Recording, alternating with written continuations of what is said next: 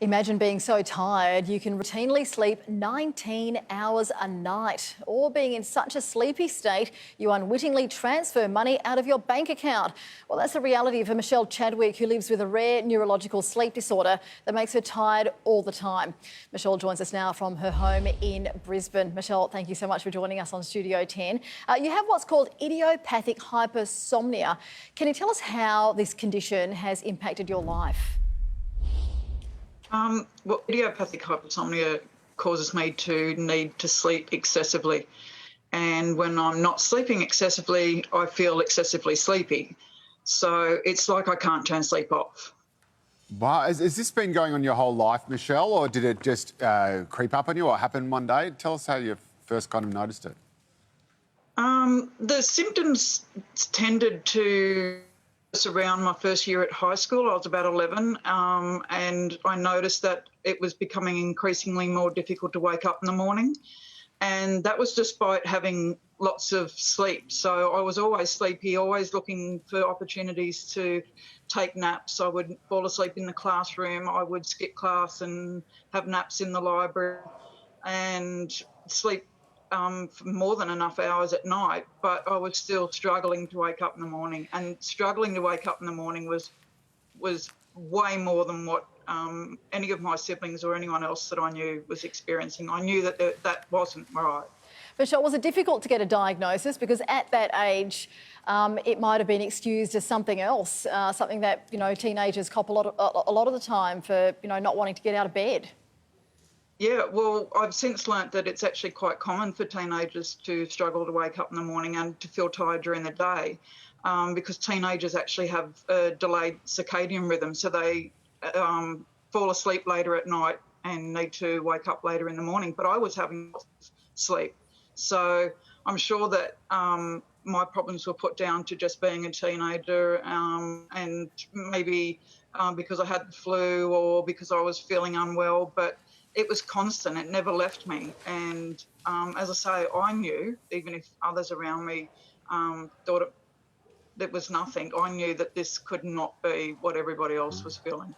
And being that tired all the time must have a huge impact on just how you function. What sort of impact has it had on just daily tasks? Are there mistakes that you've made because you were so tired you couldn't do things properly? Has it got you into trouble?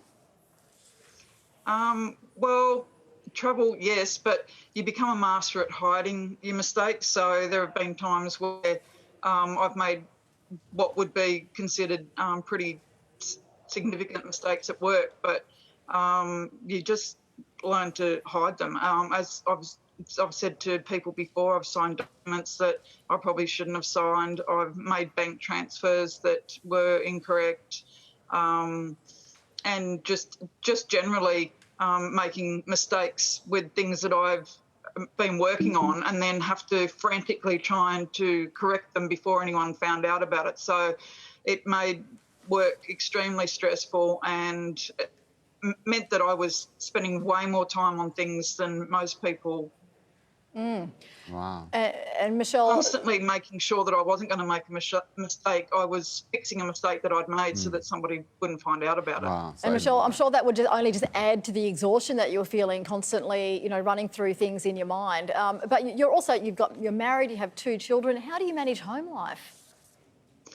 Well, I didn't know that I had a rare neurological sleep-wake disorder when I got married and had children. I knew that what I was feeling wasn't normal, but by that stage I had already been struggling for 20-odd years, and it became just my life. It was just what I was used to.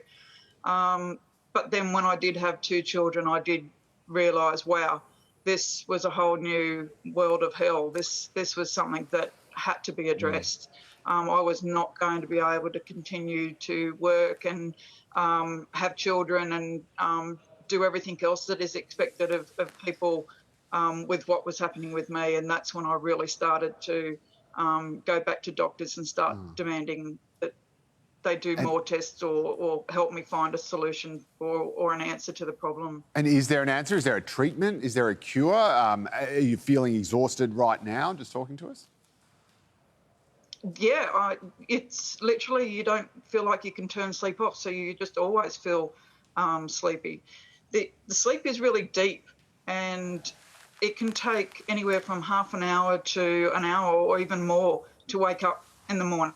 And you experience what's called sleep drunkenness. So you wake up feeling disorientated, confused, you can bounce off walls, your speech is slurred, you just are not with it. And that can stay with you all day.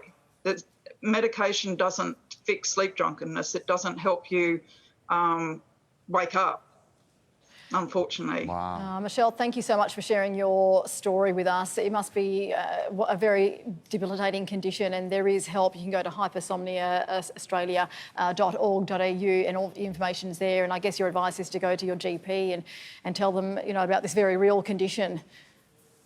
Yes, absolutely. If you are struggling with sleep,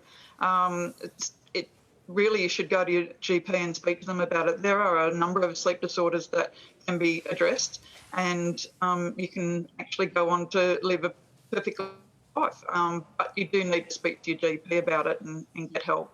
Michelle, thank you so much for your time with us on Studio 10. We wish you all the best. Thanks, Michelle. Thank you.